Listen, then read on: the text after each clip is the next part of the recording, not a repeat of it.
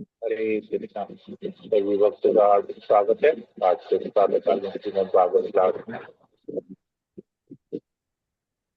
तो ध्रुव महाराज की कथा के बारे में हमने बहुत डिटेल में पढ़ा। तब ध्रुव महाराज के वंश का वर्णन आता है और इसी बीच में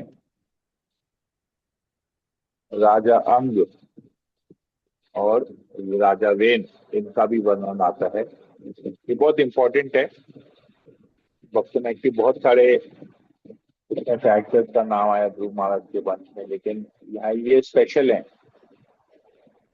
इसलिए इस पर्टिकुलर टॉपिक पे कोई चर्चा का विषय बना के वेदों ने मैत्री ऋषि से प्रश्न पूछा कि ऐसा कैसे हो गया।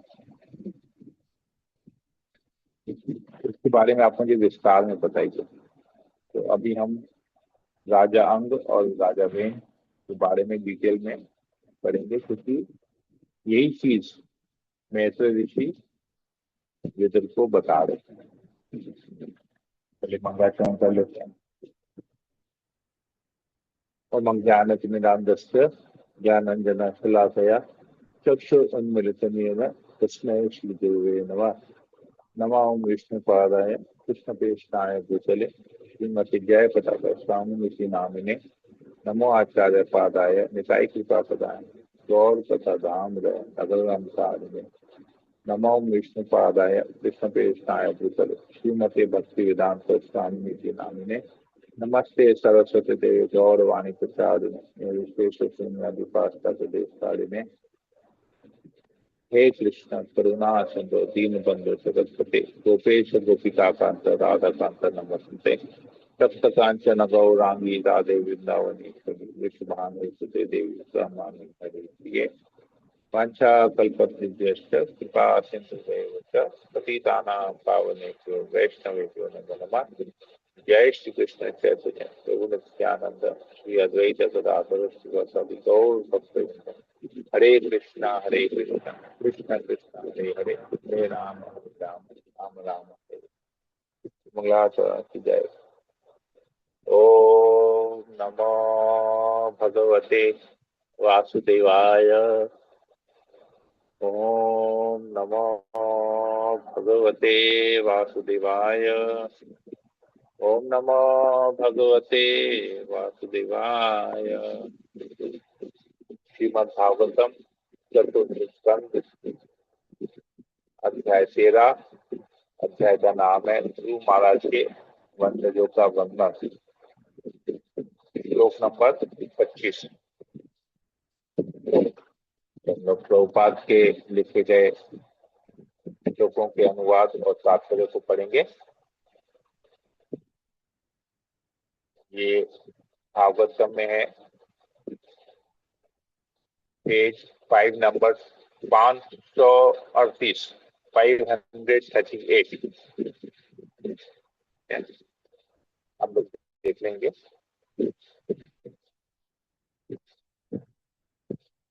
श्री मैत्र ने उत्तर दिया, हे विदुर, एक बार राजा अंग ने अश्वमेध नामक महान यज्ञ संपन्न करने की योजना बनाई। वहां पर उपस्थित समस्त सुयोग्य ब्राह्मण जानते थे कि देवताओं का आह्वान कैसे किया जाता है, किंतु उनके प्रयास के बावजूद भी किसी देवता ने न तो भाग लिया और न ही कोई उस यज्ञ में प्रकट हुआ।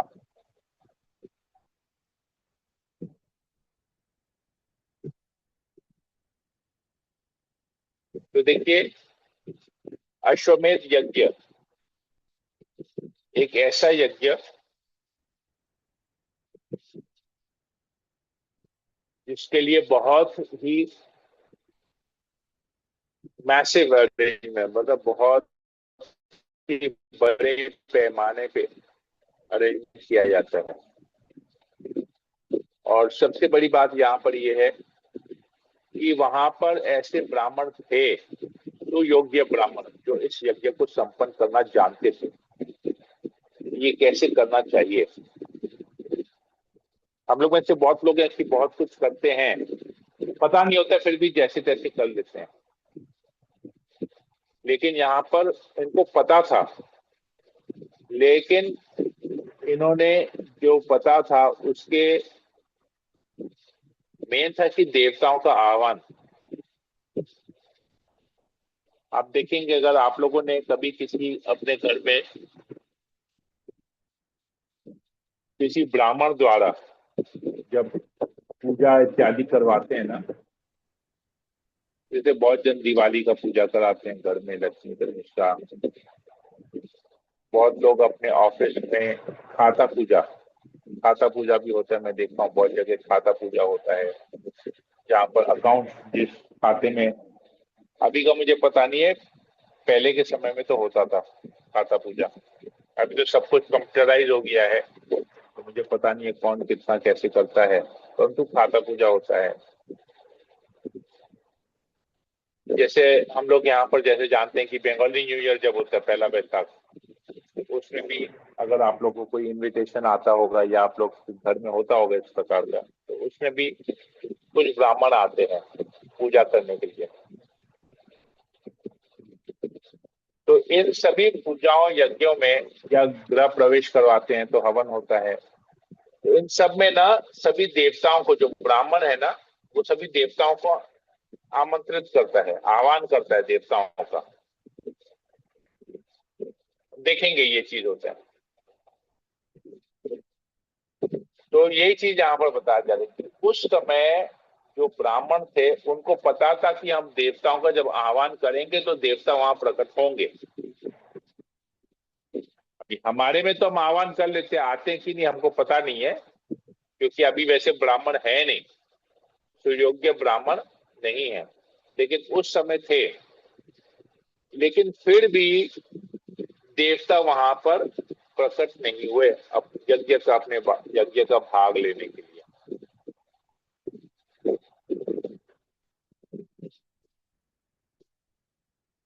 तो ऐसा क्यों हुआ?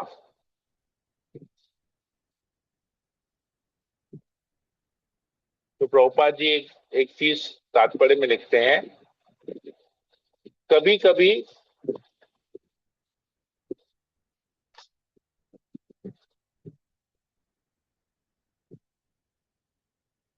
गायों की भी बलि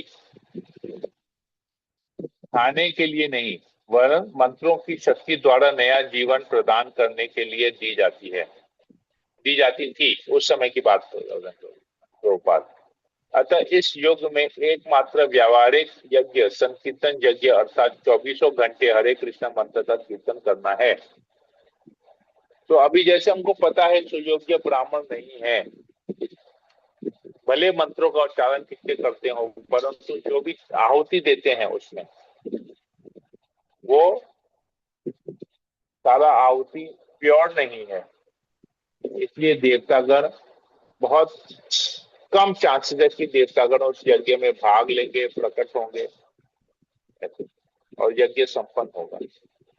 तो उस समय तो उन लोगों ने देख लिया कि यज्ञ में कोई आ नहीं रहा है, तो इसलिए ब्राह्मण को देवता दिखते थे कि वो लोग आएंगे और यज्ञ से अपना जो हिस्सा है वो लेंगे।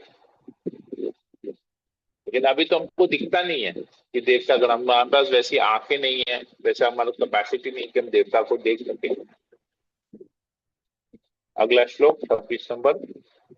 तब यज्ञ में लगे पुरोहितों ने राजा अंग को सूचित किया, हे राजन, हम यज्ञ में विधि पूर्वक शुद्ध घी की आहुति दे रहे हैं, किंतु हमारे सारे यत्नों के बावजूद देवतागण उसे स्वीकार नहीं कर रहे।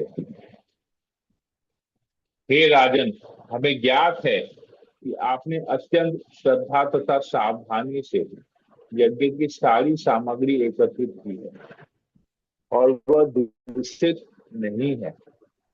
हमारे द्वारा उच्चारित वैदिक मंत्रों में भी किसी प्रकार की कमी नहीं है, क्योंकि यहाँ उपस्थित सभी ब्राह्मण तथा पुरोहित योग्य हैं और समस्त कृत्यों को ठीक से कर भी रहे हैं। तो देखिए ये बहुत बड़ी बात है यहाँ पर। तो यज्ञ में जो हम आहुति देते हैं वो प्योर होना पड़ेगा। यज्ञों में जो मंत्र है उसका उच्चारण ठीक से होना पड़ेगा। अगर ये सब कुछ होगा तभी वो यज्ञ संपन्न होगा और यज्ञ का फल हमको मिलेगा। परंतु अभी ऐसा कुछ है नहीं, न चीजें प्योर है, सभी मिलावट वाली चीजें हैं। न हम में इतनी प्योरिटी है, न ब्राह्मणों में इतनी प्योरिटी है कि वो यज्ञ को ठीक से संपन्न कर सके। इसलिए प्रभुपाद जी बार बार जब भी यज्ञ का बात आता है पूरे भागवतम में कहा जाता है संकीर्तन यज्ञ करने में। क्यों कहा जाता है? कली काले नाम रूपे कृष्ण अवतार। कलयुग में भगवान ने, कृष्ण ने नाम के रूप में अवतार लिया है। तो केवल नाम उच्चारण करने से काम हो जाएगा।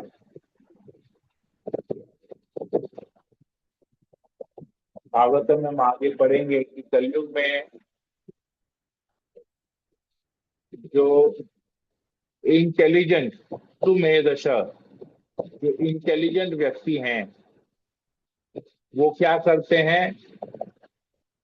चैतन्य महाप्रभु द्वारा स्थापित संकीर्तन यज्ञ को ही सबसे श्रेष्ठ मानते हैं और वही यज्ञ का पालन करते हैं, वही यज्ञ को करते हैं।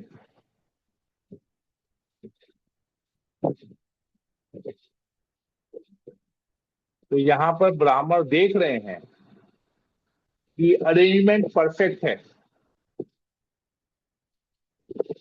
जो यज्ञ करने के लिए जो अरेंजमेंट किया गया है वो एकदम परफेक्ट है। जो यज्ञ में आहुति देनी है एकदम शुद्ध है। जो पुरोहित यज्ञ में आहुति देगा प्योर है, सुयोग्य है। जो ब्राह्मण यज्ञ में मंत्रों का उच्चारण करेंगे वो भी सुयोग्य, सब कुछ परफेक्ट है। फिर भी देर सागर नहीं आ रहे, तो कहाँ गड़बड़ हो रहा है? तो यही बात देवता कहते हैं, यही बात ब्राह्मण कह रहे हैं। 28 नंबर श्लोक में, हे राजन, हमें ऐसा कोई कारण नहीं दिखता जिससे देवतागण अपने को किसी प्रकार से अपमानित या उपेक्षित समझ सकें। तो भी यज्ञ के साथी देवता अपना भाग ग्रहण नहीं कर रहे हैं। हमारी समझ में नहीं आता कि ऐसा क्यों है। और अभी के देखिए, ये तब के ब्राह्मण बोल रहे हैं। अभी के ब्राह्मण आहा, वो तो पैसा लेने के लिए आते कि देखिए आपको कितना सुंदर तरीके से मैंने कर लिया, आपका यज्ञ कितना सुंदर तरीके से कर लिया, ये कितना सुंदर तरीके से कर लिया। फिर दक्षिणा दे दीजिए, मोटा मोटा लिफाफा एनवेलप बना के दक्षिणा मांग लेते हैं। देखिए एकदम आपका सब इच्छा पूरा हो जाएगा, ये होगा वो होगा। अभी के ब्राह्मण फिर सब ऐसा कुछ बोलते हैं, ये सब बोलते हैं। ये कितने ऑनेस्ट थे, तब के ब्राह्मण कितने ऑनेस्ट थे कि वो कह रहे हैं कि हम सब कुछ कर रहे हैं लेकिन देवता प्रकट नहीं हो रहे। देखिए, और अभी कोई ऐसा बोले यार मैंने तो, प्रभु जी माता जी हमने तो बहुत, कोई ब्राह्मण ऐसा बोले कि हमने तो एकदम सही तरीके से किया परंतु ना आपका यज्ञ सफल नहीं हुआ, देवतागण आए नहीं। अगर अभी के ब्राह्मण ऐसा बोलेंगे तो उनको ठेंगा मिलेगा, कुछ निफावा नहीं मिलेगा। तो वो क्या करते हैं, अरे आपको बहुत सुंदर तरीके से हो गया, देखिए आपके यहाँ पर जितने भी आए सब खुश हो गए, भगवान खुश हो गए, देवता खुश हो गए, सब कुछ खुश हो गए। आपको मन, आपका मन चाहा जो भी आपको वरदान मांगा था आपने, आपका सब इच्छाएं मनोकामनाएं पूरी होंगी, ये वो करके आप भी खुश हो जाते हो और एक मोटा सा एनवेलप निकाल के दे देते हैं, लीजिए ले जाइए। हाँ हाँ हाँ, एकदम परफेक्ट हो गया। ऐसा नहीं है। योग्य सुयोग्य ब्राह्मण होना बहुत जरूरी है। इससे हमको यहाँ पर देखिए कितना क्लियरली पता चलता है। तो प्रभुपाद जी लिखते हैं तात्पर्य में, बहुत इंपॉर्टेंट है ये तात्पर्य, इसको थोड़ा ध्यान से पढ़ेंगे या सुनेंगे। तात्पर्य में प्रभुपाद जी लिखते हैं, यहाँ पर यह इंगित किया गया है कि यदि पुरोहित किसी प्रकार की असावधानी बरतता है तो देवता यज्ञ का अपना भाग ग्रहण नहीं करते। इसी प्रकार भक्ति में होने वाले अपराध सेवा अपराध कहलाते हैं। जो लोग मंदिर में राधा कृष्ण विग्रह की पूजा करते हैं उन्हें ऐसे अपराधों से बचना चाहिए। इन सेवा अपराधों का वर्णन भक्ति रसामृत सिंधु पुस्तक में मिलेगा। यदि हम विग्रह पर केवल दिखावे के रूप में सेवा करते भेंट चढ़ाते हैं और सेवा अपराधों पर ध्यान नहीं देते तो राधा कृष्ण ऐसे अभक्तों की भेंट ग्रहण नहीं करते। अतः मंदिर में पूजा करने वाले भक्तों को अपनी विधियां नहीं बनानी चाहिए, वरन स्रष्टा के विधि विधानों का ध्यान रखना चाहिए, तभी भेंटे स्वीकार की जाएंगे।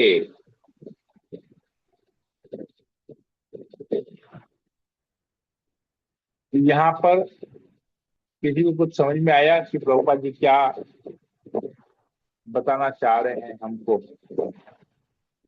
इस तात्पर्य में? क्योंकि हम लोग सभी लोग प्राय प्राय अपने घर में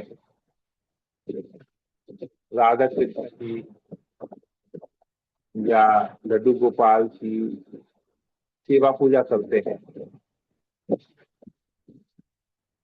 ये सेवा पूजा इस्कॉन में आने से पहले भी करते थे, इस्कॉन से जुड़ने के बाद भी कर रहे हैं और दीक्षा होने के बाद भी कर रहे हैं। तो यहाँ पर गोपाल जी क्या बताना चाहते हैं हमको, कोई बता सकता है?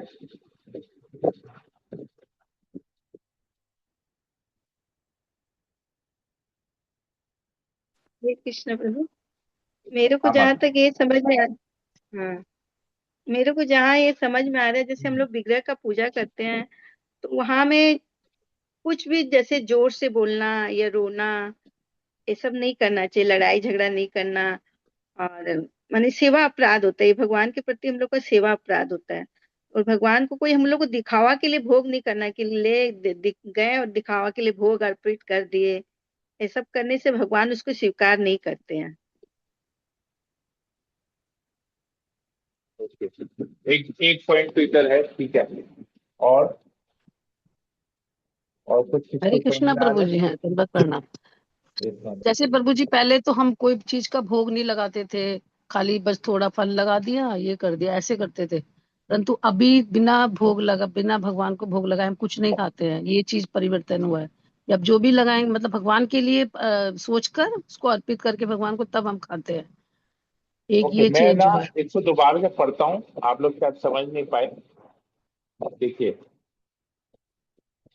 प्रभुपाद जी लास्ट में लिखते हैं, अतः मंदिर में पूजा करने वाले भक्तों को अपनी विधियां नहीं बनानी चाहिए, वरन सृष्टा के विधि विधानों का ध्यान रखना चाहिए, तभी भेंटें स्वीकार की जाएंगी। ओके, यहाँ से हरे क्या कृष्णा समझ में प्रभु आता जी, है? दंड प्रणाम। प्रभु जी, ये हम लोग में जो इस्कॉन में जो हम लोग को रूल्स हैं, जो हम लोग को पूजा की विधि बताई गई है, हमें उसी हिसाब से ही पूजा अर्चना करनी चाहिए। और उनका जैसे मंत्र बोल के और ये सब चीजें हम लोग स्नान करते हैं या भोग लगाते हैं, वही विधि अपनानी चाहिए। उसके अलावा हम लोग को कोई एक्स्ट्रा मतलब कि कोई चीज नहीं करना चाहिए, नहीं तो वो सेवा अपराध माना जाता है प्रभु जी। राइट। तो जो भोग लगाने का मंत्र हमको सिखाया गया है या हमको बताया गया है, इसमें अभी सबसे पहला आता है कि हमारा जो घर का जो ऑल्टर है वो गुरु परंपरा के साथ होना चाहिए, इस्कॉन के स्टैंडर्ड का, जिसमें राधा कृष्ण मुख्य हैं और फिर गुरु परंपरा है। और गुरु परंपरा में भी हमको सही प्रकार से सही मंत्र का उच्चारण करना चाहिए। जैसे अगर हमारा दीक्षा हो गया तो हम पहले गुरु का मंत्र बोलेंगे 3 बार, फिर प्रभुपाद का मंत्र बोलेंगे 3 बार, फिर चैतन्य महाप्रभु का प्रणाम मंत्र बोलेंगे 3 बार, और फिर भगवान का 3 बार। ये विधि है। अगर दीक्षा नहीं हुआ है तो प्रभुपाद के मंत्र से स्टार्ट करेंगे। प्रभुपाद का प्रणाम मंत्र 3 बार, चैतन्य महाप्रभु का प्रणाम मंत्र 3 बार, और भगवान का प्रणाम मंत्र 3 बार। ये विधि है। फिर स्वच्छता, हम जहां पर कुकिंग कर रहे हैं वहां पर वो जगह का ठीक से साफ सफाई होना चाहिए।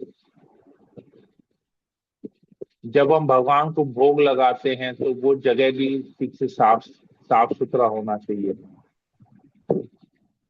जिस थाली में हम भगवान को भोग लगाते हैं वो केवल भगवान के लिए एक्सक्लूसिव थाली होनी चाहिए और सही तरीके से धुली हुई होनी चाहिए।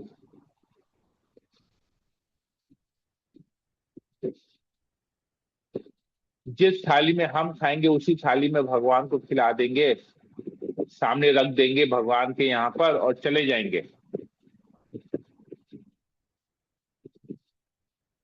तो ये नहीं चलेगा। ये भगवान के सामने रख दिए और बोल दिए भगवान खा लीजिए, तो यही है हमारे पास, अब खा लीजिए। कितने लोग भगवान को केवल मीठा भोग लगाएंगे, नकुल दाना भोग लगा देंगे, हो गया। डेली एक डब्बे में से नकुल दाना डालेंगे, तो एक डब्बे में से किशमिश डाल देंगे और हो गया। और फिर अपने लिए तो बहुत कुछ बना रहे हैं, दाल चावल सब्जी रोटी ये वो अगरम बगरम सब कुछ बना रहे हैं, लेकिन भगवान को नकुल दाना भोग लग रहा है, मिश्री भोग लग रहा है, बस। अब भगवान को ये सब थोड़ी ना जरूरत है। भगवान की ना दाल चावल खाएंगे, सब्जी रोटी। ऐसे जो चलते हैं प्रभुपाद वही चीज बता रहे हैं। तो इस प्रकार बगैर मंत्र का उच्चारण किए, बगैर भाव रखे, बगैर गुरु परंपरा से अगर इस प्रकार की विधि को हम पालन नहीं करेंगे तो अब आप जो भी भेंट देंगे भगवान को, यहां तक कि आप भगवान की आरती भी करेंगे ना, भगवान उस आरती को भी स्वीकार नहीं करेंगे। क्योंकि आरती में हम क्या करते हैं, सबसे पहले धूप भेंट देते हैं भगवान को, फिर दीप, ये सब हम भगवान को भेंट दे रहे हैं। तो भगवान उस आरती को भी स्वीकार नहीं करेंगे। सोचिए, अगर वो विधि विधान द्वारा, गुरु परंपरा द्वारा जो हमको गाइडेंस दिया गया उस द्वारा अगर नहीं होता है तो भगवान कुछ भी स्वीकार नहीं करेंगे। केवल भगवान के सामने अगर हम थाली रख देंगे और भगवान बोले आप खा लीजिए, तो नहीं चलेगा। प्रॉपर मंत्रों का उच्चारण होना बहुत जरूरी है। देखिए यहाँ पर तो मंत्र का उच्चारण हो रहा है, सुयोग्य ब्राह्मण भी है, फिर भी देवता नहीं आ रहे हैं। सोचिए, तो हम कैसे एक्सपेक्ट कर सकते हैं कि जब हम मंत्र का उच्चारण सही तरीके से होने के बाद, चीजें प्योर होने के बाद, सुयोग्य ब्राह्मण होने के बावजूद भी देवता नहीं आ रहे। अब हम में कोई योग्यता नहीं है, न हम शुद्ध है, न हम मंत्र का उच्चारण कर रहे हैं, न हमारी चेतना ठीक है। उसके बाद अगर सब नेगेटिव होने के बाद अगर हम भोग लगाएंगे तो भगवान उसको क्या स्वीकार करेंगे? नहीं। जहां सब कुछ पॉजिटिव है वहीं स्वीकार नहीं कर रहे, तो जहां नेगेटिव है वहां कैसे स्वीकार करेंगे? जहां विधि विधान पालन नहीं हो रहा है वहां कैसे स्वीकार करेंगे? ये समझना बहुत जरूरी है। यही बात प्रभुपाद जी आप बताए, स्पष्ट लिख रहे, भगवान भेंट को स्वीकार नहीं करेंगे अगर विधि विधान का पालन नहीं हुआ तो। अगला श्लोक 29। मैत्र ने बतलाया कि पुरोहितों को के इस कथन को सुनकर राजा अंग अत्यधिक खिन्न हो उठा। तब उसने पुरोहितों से कुछ कहने की अनुमति मांगी और यज्ञ स्थल में उपस्थित समस्त पुरोहितों से उसने पूछा। देखिए, यहाँ पर एक वैष्णव एटिकेट हमको मिल रहा है। हमारे यहाँ जब कोई यज्ञ होता है तो हम बीच में ना ब्राह्मण को या पुरोहित को टोकते हैं, हंसी मजाक करते हैं उसके बीच पे। लेकिन यहाँ पर राजा अंग क्या कर रहे हैं, कुछ बोलने के लिए पहले परमिशन ले रहे हैं, अनुमति मांग रहे हैं कि मुझे कुछ बोलना है, मैं बोलूं, परमिशन ले रहे हैं। जबकि यज्ञ कौन ऑर्गेनाइज कर रहे हैं, राजा अंग ऑर्गेनाइज कर रहे हैं। तो हिसाब से देखा तो वो सुपीरियर है, लेकिन फिर भी क्योंकि ब्राह्मण गण यज्ञ कर रहे हैं और ब्राह्मण राजा से श्रेष्ठ है, वो क्षत्रिय है, और ब्राह्मण ऊपर, अगर हम वर्णाश्रम सिस्टम में देखेंगे वर्णों के हिसाब से, तो ब्राह्मण सबसे उच्च पद है, फिर क्षत्रिय है, फिर वैश्य, फिर शूद्र है। तो एक क्षत्रिय ने एक यज्ञ ऑर्गेनाइज किया है और अपने सीनियर जो वर्ण से सीनियर है ब्राह्मण को बुलाया है, तो ब्राह्मण सीनियर हुआ, उससे पूछ के कुछ बोलना है, परमिशन लेके कुछ बोलना है। और हम लोग क्या करते हैं, यहाँ पर टोक देते हैं बीच में, जो हमारे यहाँ पर जो यज्ञ करने आते हैं उन्हें टोकते हैं, उन्हें बोला अरे ऐसा नहीं, ऐसे करो, ऐसा नहीं, ऐसे करो, आप ठीक से नहीं कर रहे हैं, ठीक से करो, ऐसा नहीं, ऐसा नहीं करना। तो वैष्णव एटिकेट हमको यहाँ पर मिल रहा है। अगला श्लोक 30 नंबर। राजा अंग ने पुरोहित वर्ग को संबोधित करते हुए पूछा, हे पुरोहितों, आप कृपया करके आमंत्रित होने पर भी देवता न तो यज्ञ में सम्मिलित हो रहे हैं और न अपना भाग ग्रहण कर रहे हैं।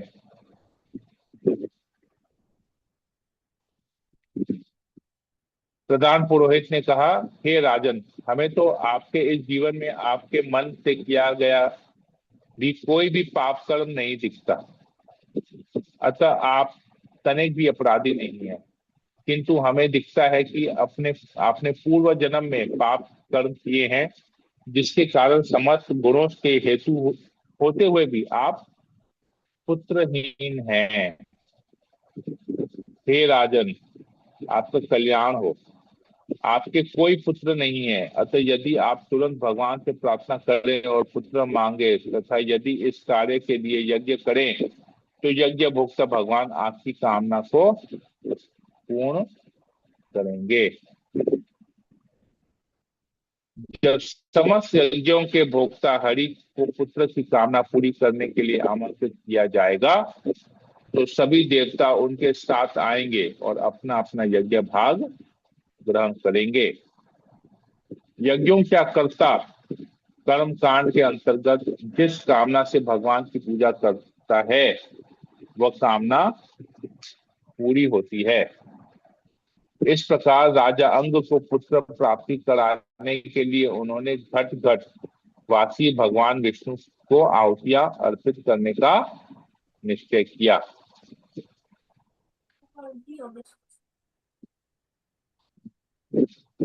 अग्नि में आहुति डालते ही अग्नि कुंड से सोने का हार पहने तथा श्वेत वस्त्र धारण किए एक पुरुष प्रकट हुआ।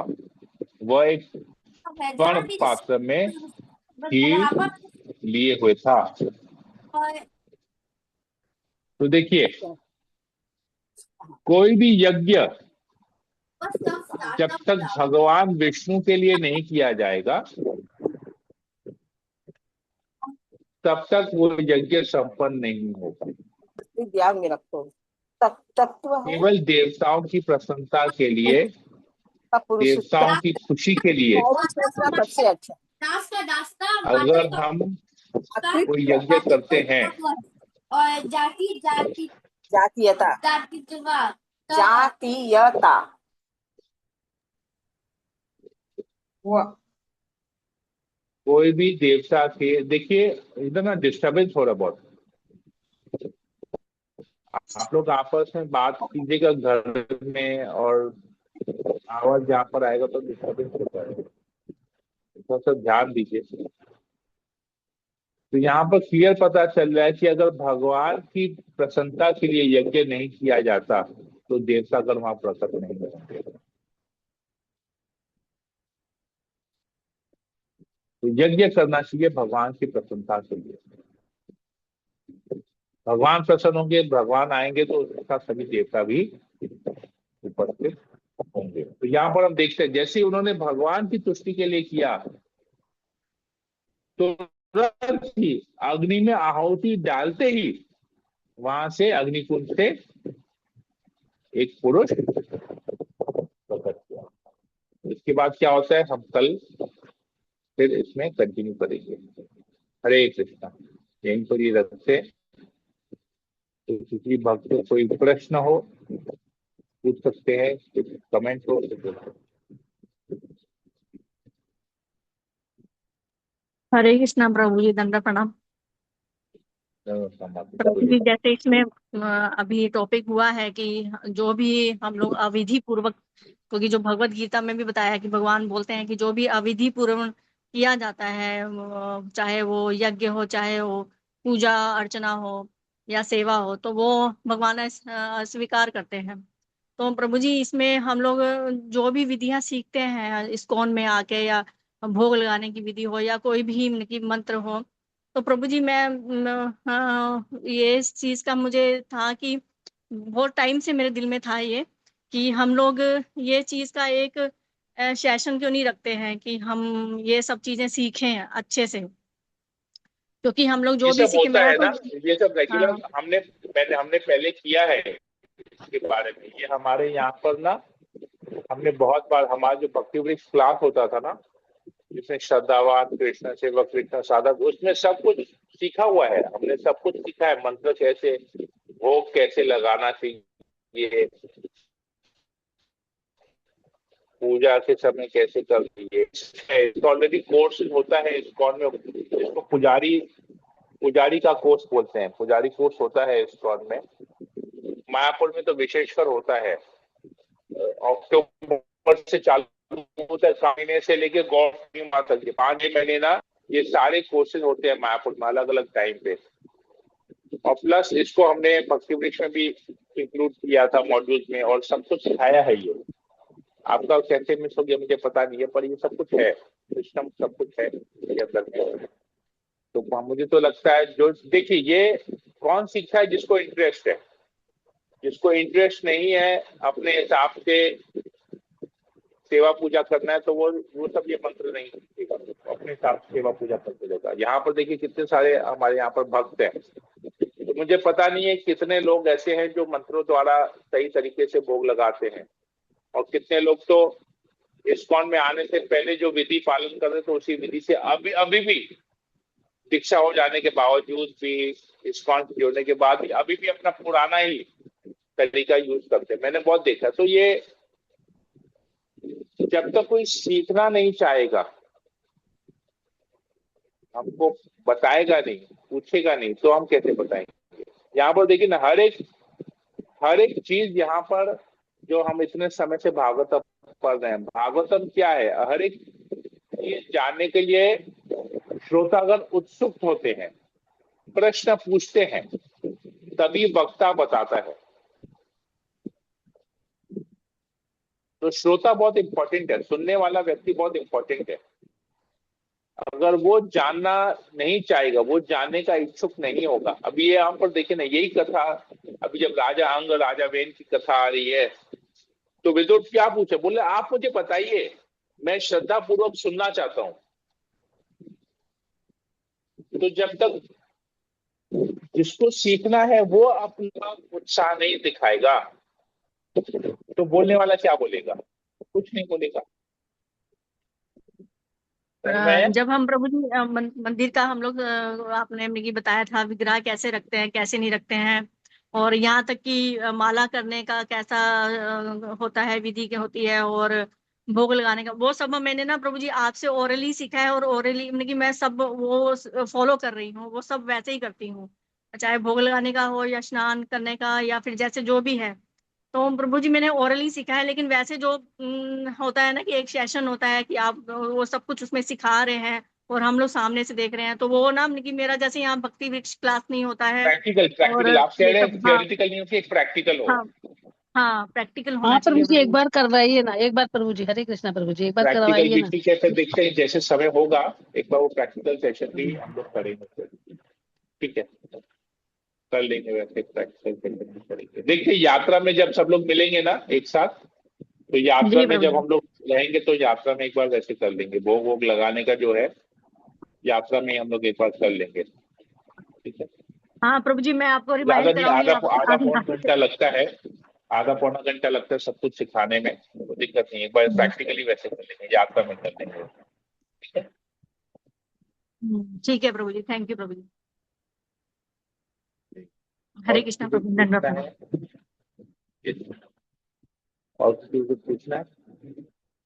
नहीं, ठीक है, तो फिर हम सेशन को यहीं रखते हैं। हरे कृष्णा कृष्ण कृष्ण हरे हरे, हरे राम राम राम हरे हरे। वंशा कल्पतरुभ्यश्च कृपा सिन्धुभ्यश्च पतितानां पावनेभ्यो वैष्णवेभ्यो नमो नमः।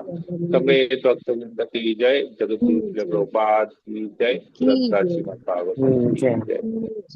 हरे हरे कृष्णा, हरे हरे कृष्णा। कृष्णा प्रभु जी, हरे दंडवत कृष्णा प्रणाम। प्रभु सभी जी को दंडवत हरे प्रणाम। कृष्णा, हरे हरे कृष्णा कृष्णा प्रभु प्रभु जी, जी दंडवत हरे दंडवत। प्रणाम। कृष्णा प्रभु जी, दंडवत प्रणाम।